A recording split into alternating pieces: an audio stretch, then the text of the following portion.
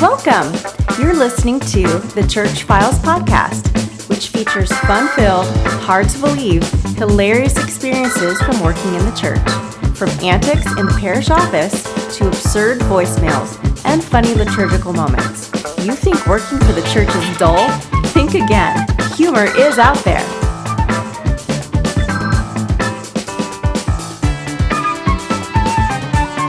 And now, here's our host, Craig Colson.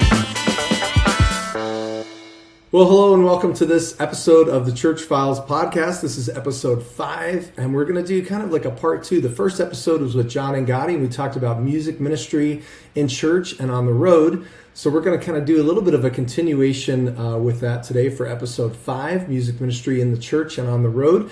And today I'm happy to welcome all the way from Texas, from the great big state of Texas, Mr. Ike Ndolo. Welcome, Ike. Hey. How you doing, man? I'm good. I'm a new Texan, and I wouldn't even say that I'm a Texan because I just moved here. So, but I don't know what I am. I'm in everything. I'm just been everywhere. But yeah. So you grew up in Missouri. Current Texan. Missouri, right? Grew up in Missouri. And Arizona is where we met. Grew up in Missouri. Lived there till I was 18, and then I moved. Yeah, we met in Arizona, and I moved to Arizona when I was 18. Yeah. Mm-hmm. And we met when I think I was probably 19 or 20 when we first met. Yeah. Maybe even 19, because I remember I was at the church that you were working at in Phoenix, mm-hmm. and I was like, yeah, I can. I was trying to play, I think, or something, and you asked me, he's like, hey, do you play electric guitar?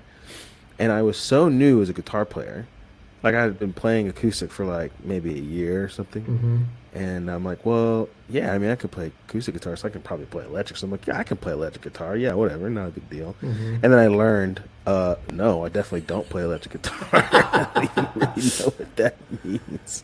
Yeah, and I was remembering this too because I just still remember that question. We were gonna have, I had already had another guitar player, maybe 2 guitar players we had or something. I was like, yeah, I don't want to do another acoustic player. Mm-hmm. And I remember seeing you every week out there, and then one day I'm like, I saw you were doing some big events, and I heard you play. I'm like, wait a minute, this guy's been sitting in my congregation for 6 months, whatever. I didn't know he was that good. Holy crap! So. That's funny. But to be fair, I wasn't that good. I wasn't that good yet. I was just very nominal, so much so that I didn't even know what it meant to be an electric guitar player. I just thought, oh yeah, I can play acoustic guitar, so if you just put me in electric, I'll just do the same thing. No, it's not how it works. So yeah. It was probably good that I wasn't, And then your brother Kimmy, choir. He was like, yeah, dude, I want to take some bass lessons. And he had never played. I don't think he ever picked one up. And I put him in touch with Brian, who's a great bass player. And then I think it was 5-6 months later, our mutual friend Matt Marr, he called me and he's like, dude, can you play drums at this Life Teen conference? And I'm like, yeah, that'd be awesome, man. I'm like, and the drummer always wants to know who the bass player is. So he's like, oh, Kimmy Ndolo. And I'm like, what? Really? The guy who didn't know how to play 5 months ago, he's like, no, I've been working with him. And I'm like, okay. And I show up and he's just jamming. So and then he went on the road with Matt and was in his band. Yeah, for 10 years or something like that. Yeah. That was such a crazy thing because Kimmy's funny. He was just he was playing guitar and he was like, well, you're playing guitar, so I need to find something else to do, distinguish myself. And he's like, I'll just play bass. And he was just like, hey man, you think I'll ever get to play at St. Tim's with you or something like that? I'm like, yeah man, just keep working. And then literally it was in within months I remember hearing him dude, what, why do you sound so good all of a sudden? But he would practice all day. It was all day. That's the kind of guy my brother is. He's when he wants to get good at something, he will get good at it. Yeah. And it's pretty. He got good quick. Yeah. So both of you guys, and then we've done work. So you do a lot of stuff. For if people don't know, they have these giant Steubenville conferences all over, and Ike's usually doing the music with the band and stuff.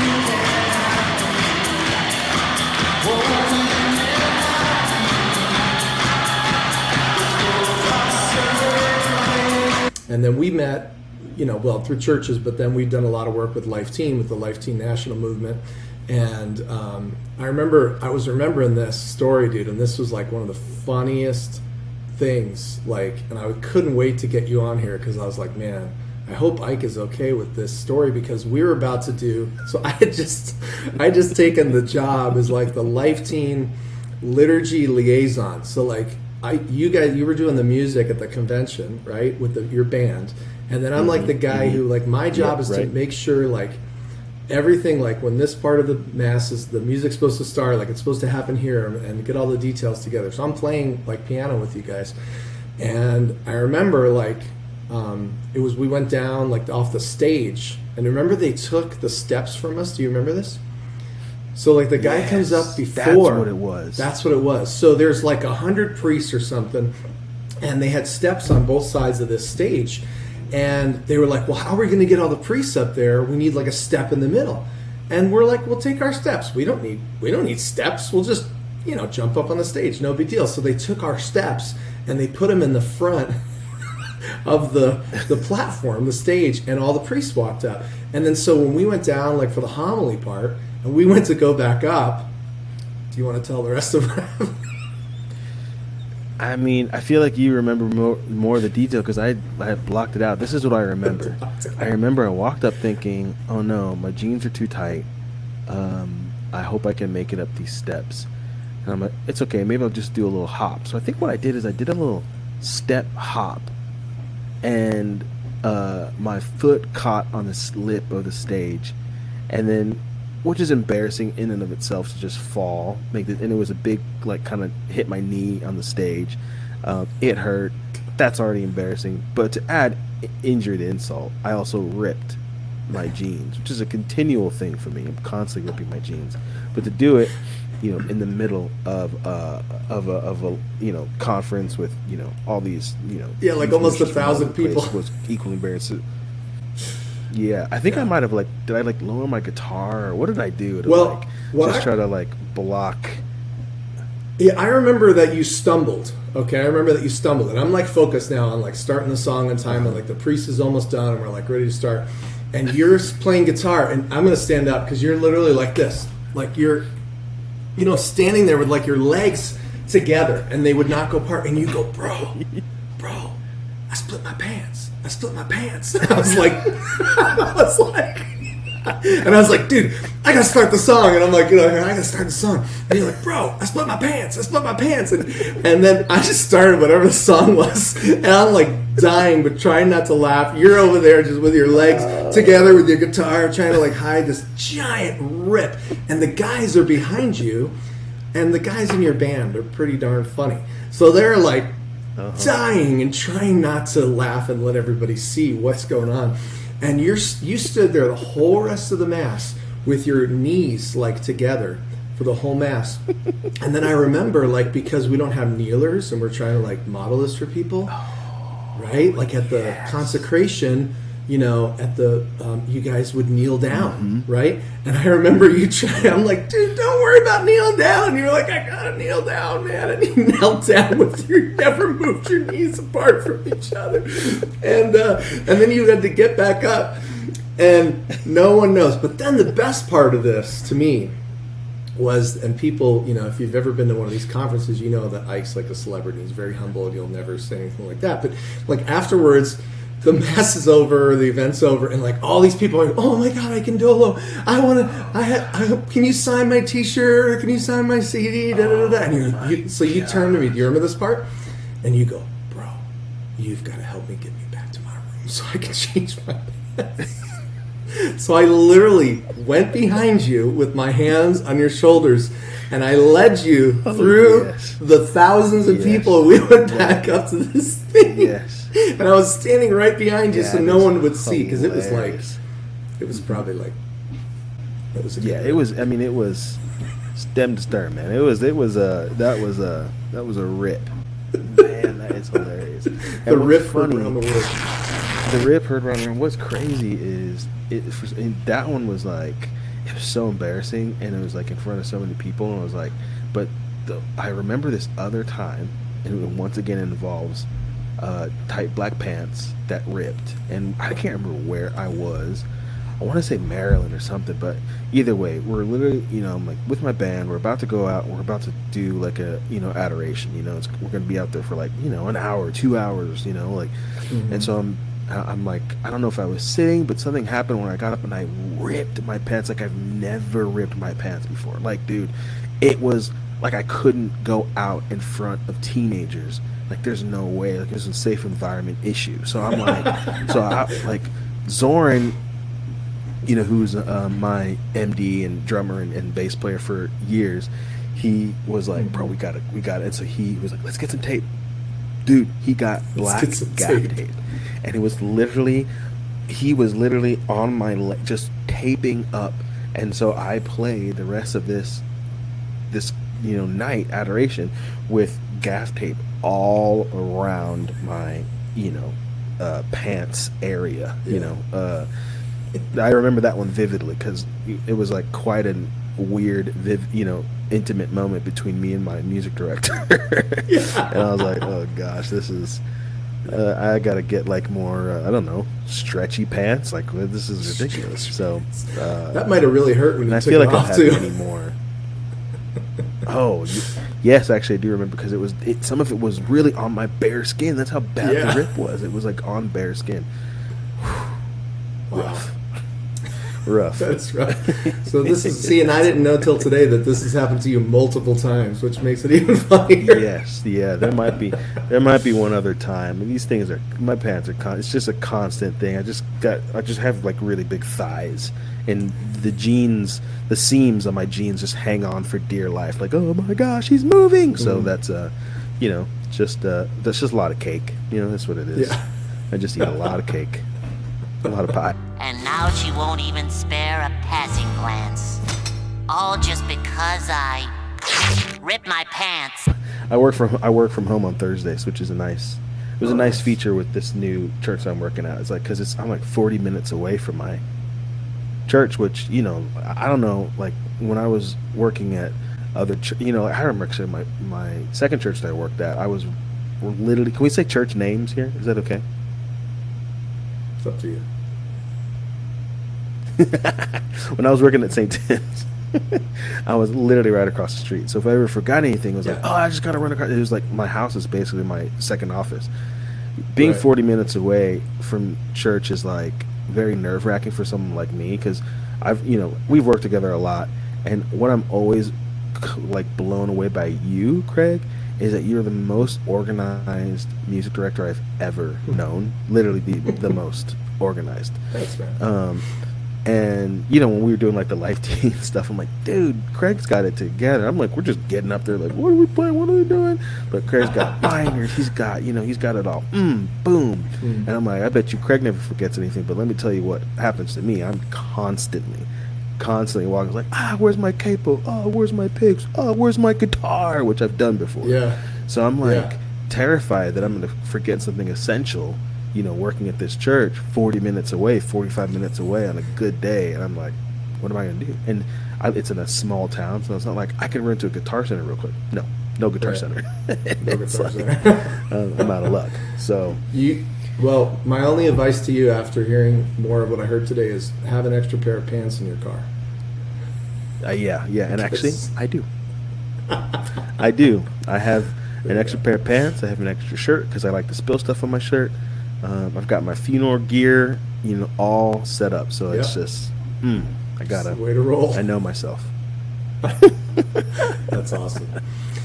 So, that's awesome. Well, thanks for the very kind and necessary compliment. I appreciate that. I used to say I was on a mission. I was on a mission to organize musicians. That was my mission in life, and I don't know if I've succeeded very well. So well. You tried. Although I will say I feel like a lot of my preparedness comes from like, seeing how well you were prepared. I'm like, you know what? Working with Craig was always nice because there was like just way less stress, like just kind of had everything ready to go, boom, boom, boom. So I'm like, there's something to be said about that, and I've obviously worked with, from the gamut. You're pretty much on the end of the spectrum as far as organization, and then we know the people who are like all the way at the end who have boxes of mic cables who have to, like we know who we're talking about. Like it's fun and we love them all, but it's hilarious, the spectrum of. This is why we keep it anonymous here at the Church Files. Anonymous. So it was funny because I did this the third episode. If you haven't seen it yet, you might want to stop this now and go back and watch the voicemail edition of this episode, because I don't know if you've gotten any voicemails, Ike, but for some reason one of the parishes I was at, people just love to call and complain. And I don't know if it was like the charism of the parish. Every parish has their own charism, but this parish, they just like to complain about stuff. And it was like about everything. It wasn't just music or whatever. So I played 1 and 2, and I have a little, clip. I don't know if we can show it, but of you kind of listening to this lady. And I remember playing them for you before. But I thought I was really saving this third one, because what happened with this lady I explained earlier is she sent my pastor an email. And he's like, whatever he said to her, she left the parish or didn't come for a while or was quiet for a while. And then we got a new pastor like a year and a half later. Well, then she reappeared. And I was like, this voicemail is so darn good.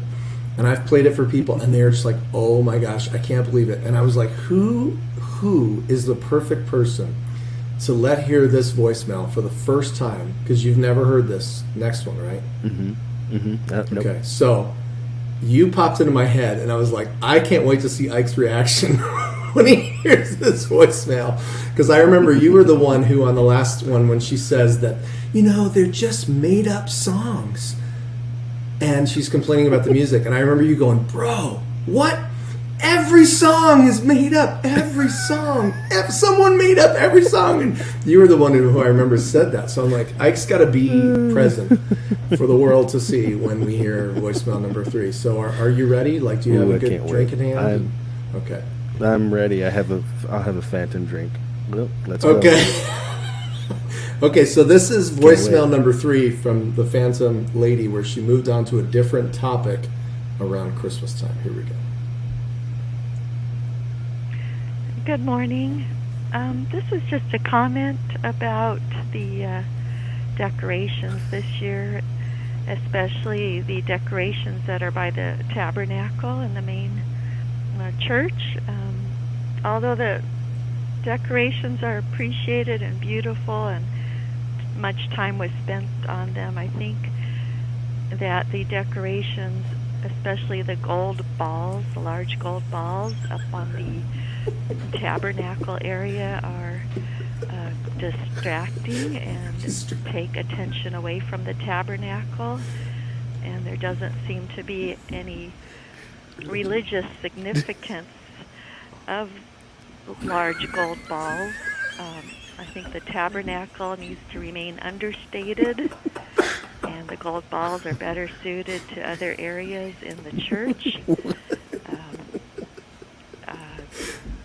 It may be a matter of taste, but I believe there are certain guidelines that are in place for decorating the altar and sanctuary during the Advent season, and I think the gold balls are too close to the tabernacle.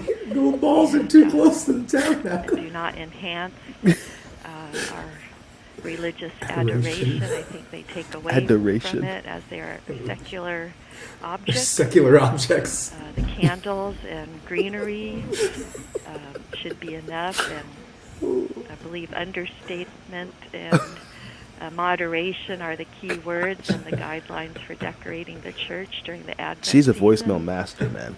Thank you. Yes. Oh Dude. my gosh. Gold balls. Keep your large gold balls away from the tabernacle. Oh my gosh.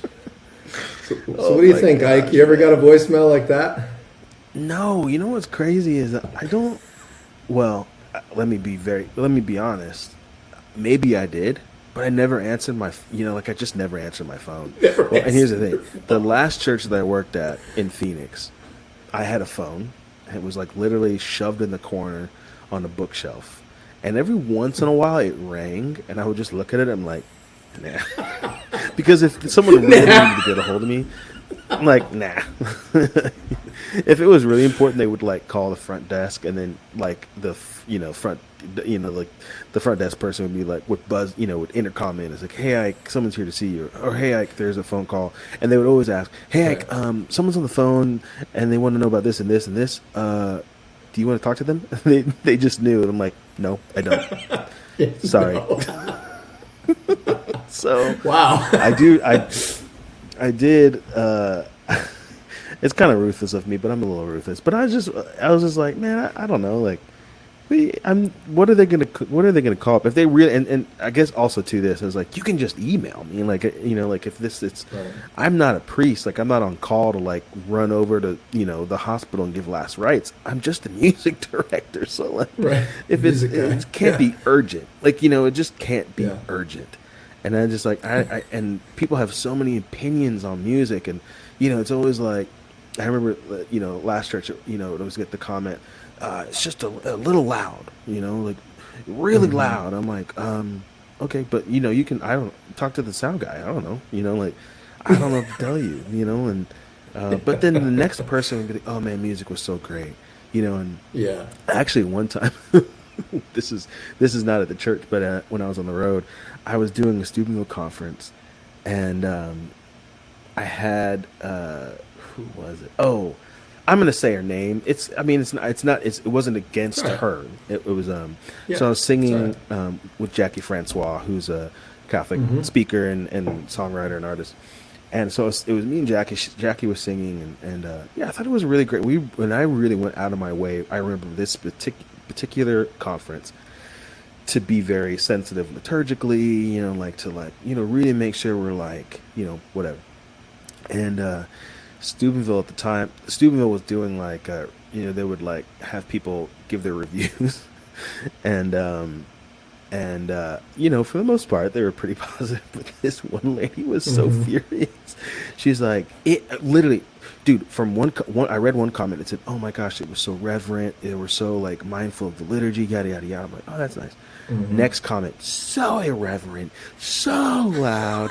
I don't know why they put Ike up there. They should just let him be an understudy to Jackie and let Jackie take the lead. And then when Ike's ready, he can do the thing. I was like, wait, oh my God, but we've been doing it the same amount of time.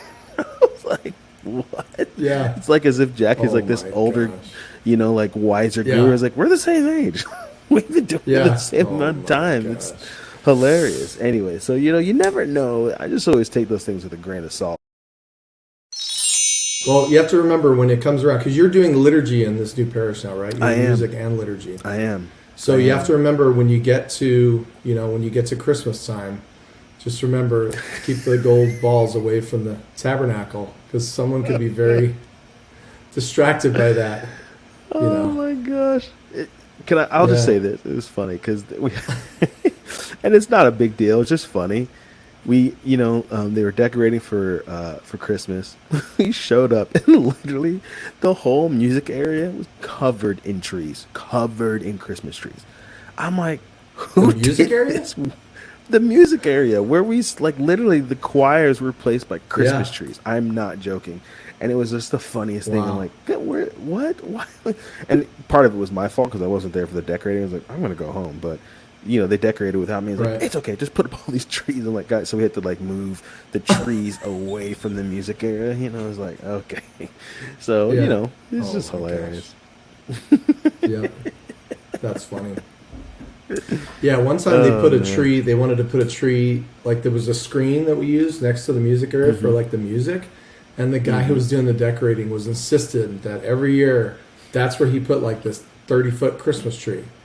But I'm like, well, there wasn't a screen there before, so like they're really like, well, you can't use the screens for Christmas because that's where he puts the Christmas tree. I'm like, what? And I literally was told this like 3 days before Christmas, and I was like, so what am I? How are people gonna sing? Like, well, you're gonna have to figure it out. So I literally had to like, in a day, like make the whole booklet and worship aid, which I wasn't planning on doing because we always use the screens. Oh yeah, and we didn't have screens. So yeah, because that's, You know, there's a book called Who Moved My Cheese? I don't know if you ever heard of that, but it's like about like changing, you know, like things like, you know, don't move the cheese, you know, like, because you know how many Catholics it takes to change a light bulb? How many? Change? It's a bad joke. No, it's good because it's true. We've always put that there. It's true. We have always done this, and it's like it's a tradition. It's like, guys, it's not though. And literally, if you do something 3 years in a row, it's like, well, we've always done it like this. I'm like, well, you haven't. You just started it 3 years ago. For 3 years. And it's so funny because like you know, being a Catholic music director is hilarious because you're in ordinary time and things are fine, things are good, you're humming along, and then the seasons hit. Advent hits, you're like, oh, I am not prepared. And I remember it was my first Advent season it was my second church I ever worked at, third church I ever worked at. I was a part-time I was the assistant music director. And Chris, our friend Chris Mulia, he had like a gig on the first day of Advent, which is not a big deal, but at this church, we always did. They always did Our Father in Latin, and I think I called you because you had experience with this, right? Am I getting mixed up? No, because this same thing happened to me. But go ahead. No, because I had the same experience you did. Because I covered for him on. Go ahead. Yeah, that's right. Yeah, so you know it was Advent. First, he's like, "Oh yeah, by the way, I'm gone." I'm like, dude, we've got this. And you had to teach it to everybody. You got to learn it. You got to learn it. And I think I called you because you said you had the same thing. He's like, didn't you say you had you had headphones in your ears and you thought about doing it? Well, I didn't know it, and you didn't know it either, right? The Pater Noster, right? Our Father Noster, and it's kind of like a big deal. Like if you don't know it, and the other thing is it's all a cappella. So like you have to know it. You have you can't like play the note, you know, while you're playing or whatever. So what I did was I had my guitar off and I kind of plunked the notes really softly on my guitar. Right. That's right. And what happened to me was I was teaching it because I had the same thing. I covered for Chris. He must have done this on purpose. Yes, he's like, I know what I'm going to do. Yes. I'm going to go out of town the first Sunday in Advent or Lent when we do this thing, and I'm going to get all my musician friends who don't know this to fill in for me. Because I had the same. So I'm playing it, and I'm trying to teach it to people. I did it the first time they had ever done it. He didn't even do it. He just was like, here, you got to learn this and do it. And so I had to teach it to people like line by line. And I was like, Pater Noster, qui es in celis. And I was like, and I made like one mistake in the rehearsal. And the priest afterwards, he goes, well, you really screwed that up. It's like, you know, like, I'm like teaching this thing in Latin. It's like super long. That thing's like 10 minutes long in Latin, you know? It's like, and and I was in rehearsal. Like, yes. It feels like it's 10 minutes. Yeah, but at the Mass, it went great. But in the rehearsal, like, I was like, I hesitated over like one note. And he's like, well, you really screwed that thing up. Gosh, I can see his face and hear his voice say that. Yeah.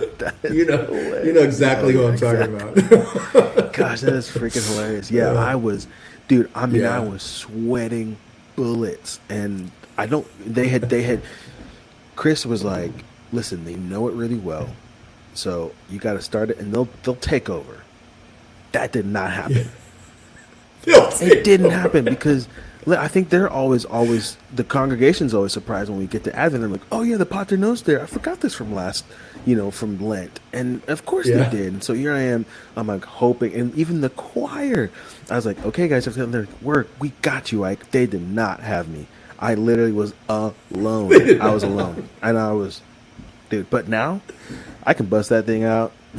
Let me know. You want the Pater Noster? I got you. I got you. Because trial by fire. Yeah, and I was kind of opposed, like, to learning. Like, I learned the Sanctus, which is a holy holy. One priest wanted to do it one time, and I was like, why are we doing this? Like from the 1700s. But I'll tell you, when I went to the Vatican and did Mass, that's the only way I could sing. Yeah. Because they're like Sanctus, and I was like, oh, I know this one. So it was, it was cool. It was cool. Yeah, that happened to us too. We took our kids from that church. In 2008, we took them to what's that thing? The big Catholic party in World Youth Day. Ain't no party like a Catholic party. Remember that song? I Ain't do. no party like a Catholic party because a Catholic party don't Party stop. don't stop. Oh, I remember. Yeah. Father Stan Fortuna, man. Yeah.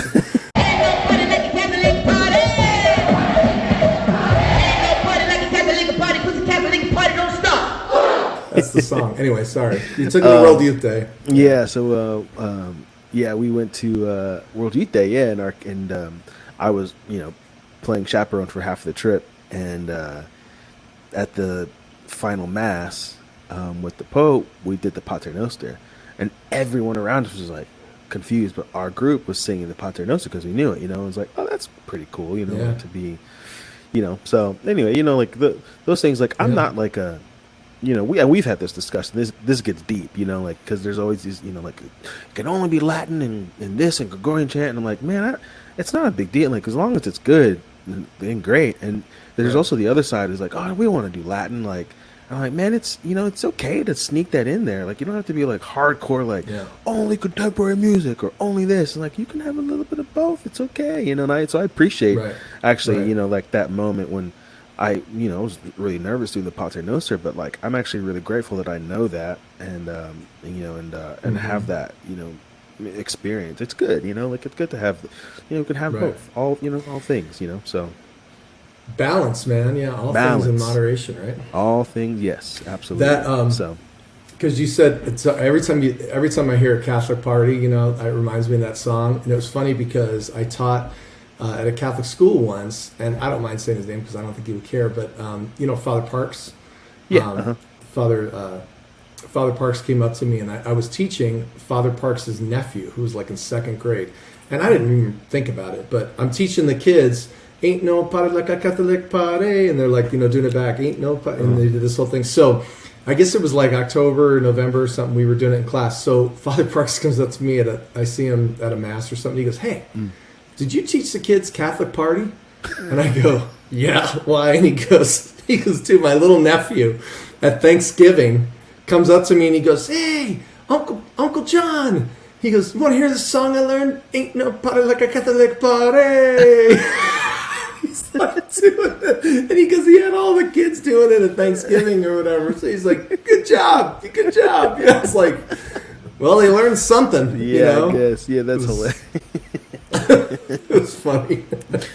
Oh man, it's so funny. I have like so many fun stories, especially on the road. I remember I was doing a conference, and it was adoration, and Father Stan was the priest. He'd call himself I'm just the donkey. I'm the donkey. He would carry the monstrance all over. And this particular conference, huge. The stadium was like massive, like 5,000.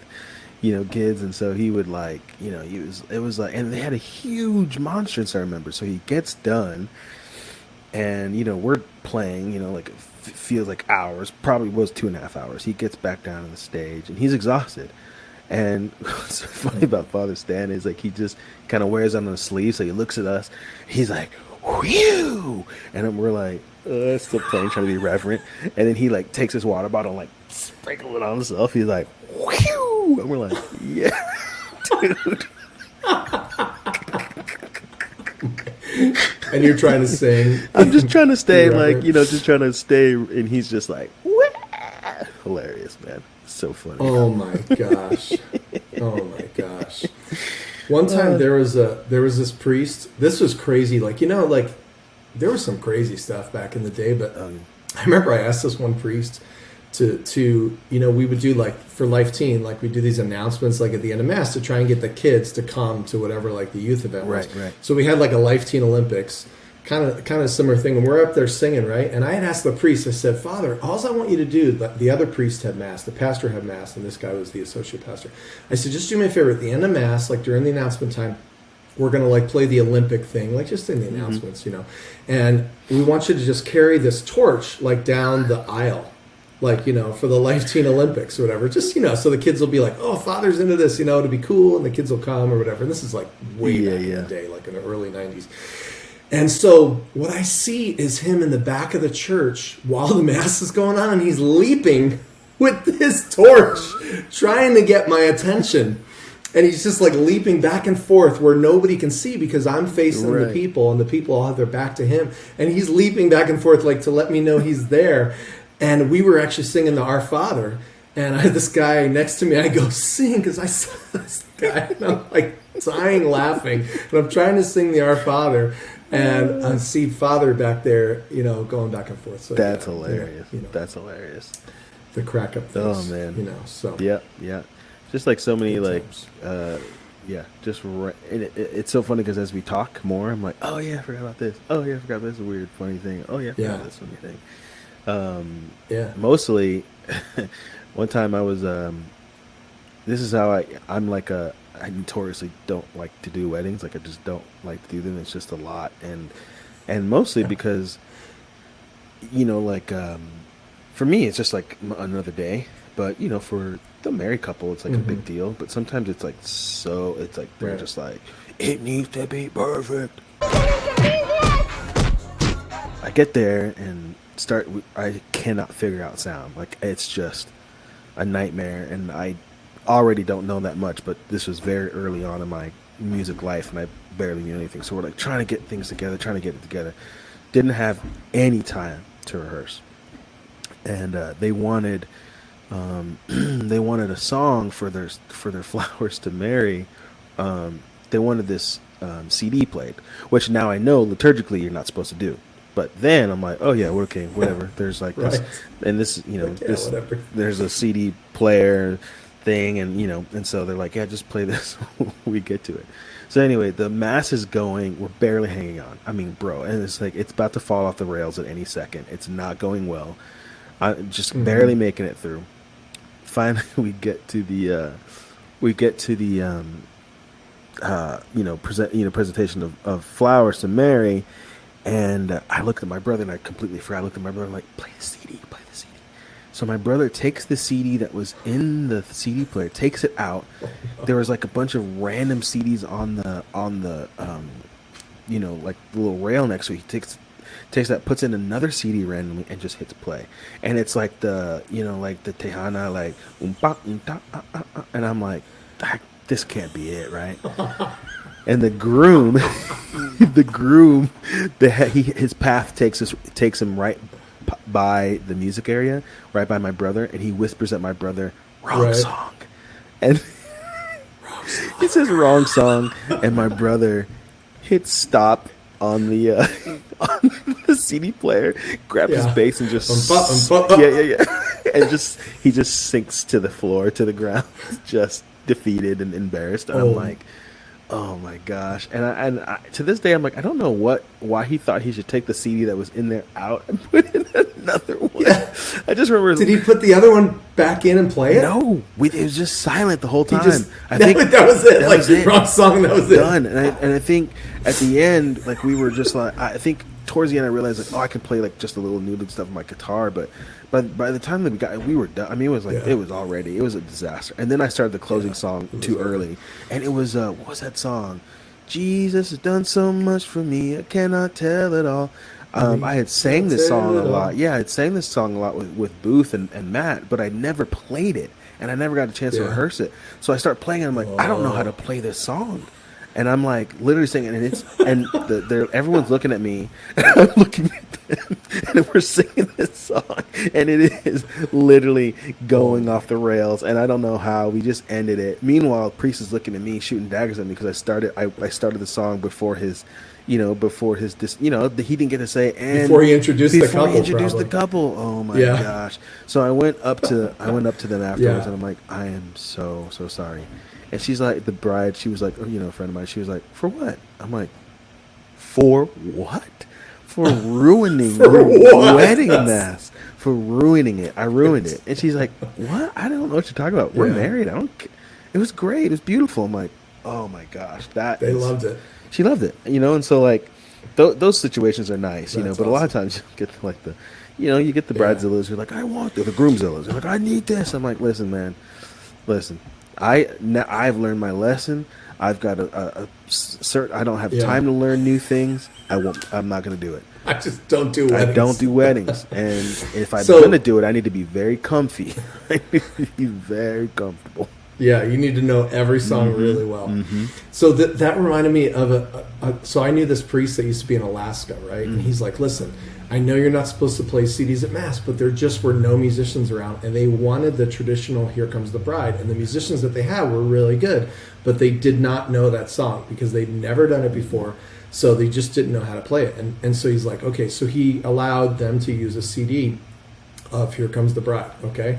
So the other part of it, I guess, was he knew like the mother was really sick, and I think she just had chemo earlier in the day, and he knew like she wasn't going to make it very long to sit there. So he was like, it's kind of a sensitive situation. So the bride's waiting, and there's just like no song, and there's no song, and he's looking over at the musicians, and they're like, no, Father, we really don't know this song.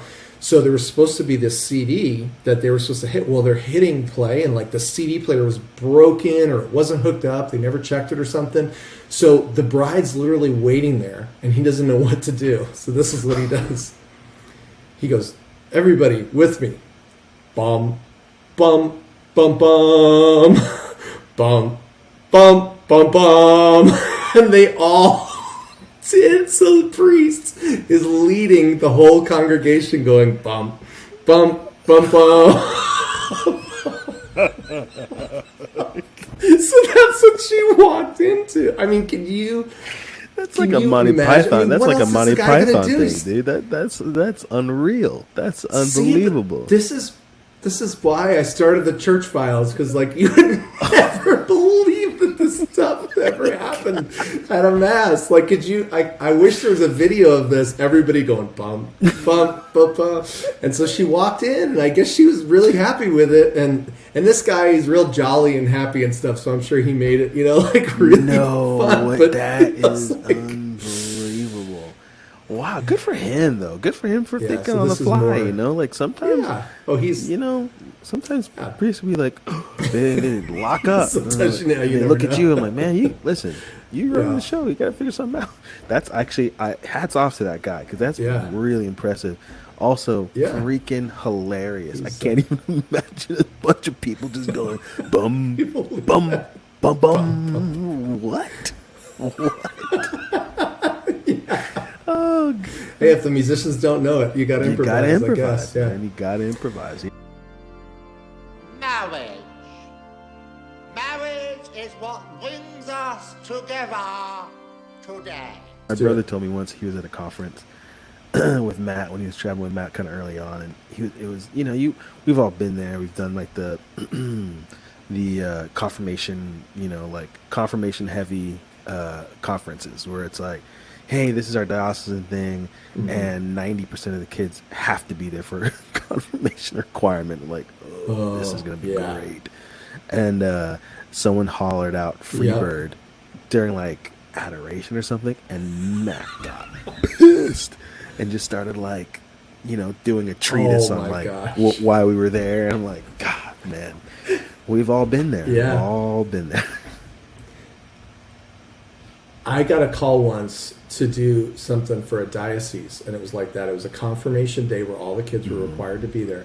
And I'm like, okay, cool, I'll go do it. And I said, well, how long is my talk? They're like, you have an hour.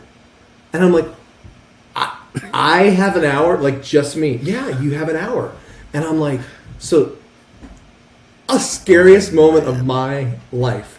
I'm in a basketball thing, like the stands on both sides, and I'm on the floor, like where the hoop would be. And there's kids filled both sides. So I'm not even in front of them. I'm to the side of them, And you know what happened? I started to do like some song with, this is like maybe 12 years ago, like hand motions were really big and stuff. So I'm like, all right, let's kick it off and they'll get into it.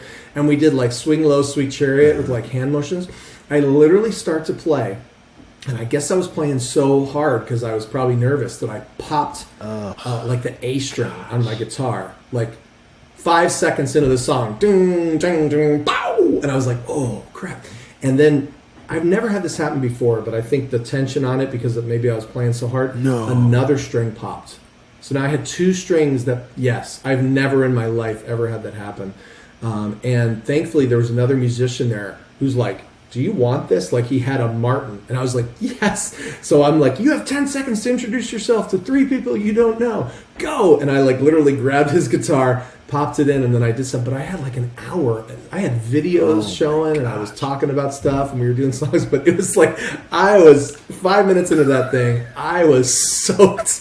It's like, like, put somebody to like give a talk, and then I'll do a song or whatever, and then the kids do an activity or something and mix it up. Like just Craig Colson, wall to wall, Craig Colson. Oh yeah, wall to wall. Why does it have to be wall to wall, Craig Colson? Well, here you go, lady. Here it is, wall to wall. Yeah. I always say no. I usually say no to talks because I'm like, would you come and like do some music and speak? I'm like, no, that's just too much. And like, yeah, especially I think I actually just did one in Connecticut, like not just, but like a year ago. Mm-hmm. And because I don't really travel a ton that much in the moment. It's just mostly stay home. The pandemic kind of reset things, and so I was doing all the conferences and all that stuff. And during the pandemic, it just was like, I don't know if I want to do those things anymore. I'm too old, man. Like I'm just like, give it to younger people, and it's just not my scene anymore. So I don't really travel a ton, but I got asked to speak and like play a couple songs. I'm like, I'll do that, and same type of, thing. It's like, well, how long do you want it? It's like, well, it's gonna be an hour and a half. I'm like, an hour and a half is just me. Luckily, these are college kids. It was like a mixed group, but I'm always like, an hour for teenagers. Like, there's no way. Like you gotta mix it up. They have an attention span of like 7 minutes. Like, gosh, no way. It's not gonna happen. Yeah. Anyone? A tariff bill, the Hawley-Smoot Tariff Act, which anyone raised or lowered? Well, buddy, thanks for being a guest here on the Church Files podcast. And if people want to check out your music, I know Village Lights is your group, right? You're doing recording and stuff with them. Yeah, it's current projects. And you as well, just Ike Ndolo. You can look all over Apple and digital media and all that stuff. You can find your music. Wherever you stream music, I'll be there. I'll be there. Yeah. Cool. Well, check out Ike. Ike's got a really very, very soulful style and soulful voice, and great guitar player and musician and songwriter. So, So thanks for being our guest today on the Church Files podcast. We always ask for stories. So if anybody has any stories, you can send those, funny stories that happen at church. You can send those to the Church Files podcast at gmail.com. Make sure it says podcast, because the Church Files at Gmail will go to someone else. I don't know who that is. So it's the Church Files podcast at gmail.com. And maybe your story will be featured on one of the future episodes of the podcast. And we'll probably be back here in a couple more weeks with another episode. We have as we just mentioned, we have Tom Booth coming up. We have Sarah Hart, who will be my first female guest on the Church Files podcast. So Sarah's all over on the road as well, so I'm sure she'll have some great stories. And then yesterday just confirmed that Trevor Thompson, our good friend Trevor Thompson, will be one of the future guests too. So Trevor's a funny dude out in California, a great musician. So thanks for joining us today, and just remember, humor is out there. Thanks, Greg. Well, that's our show for today. Thanks for tuning in. Invite your friends to like and subscribe to the podcast on YouTube, Spotify, and our Facebook page at the Church Files Podcast. And remember, if you have a funny church story, send it to the Church Files Podcast at gmail.com. God bless, and remember, humor is out there.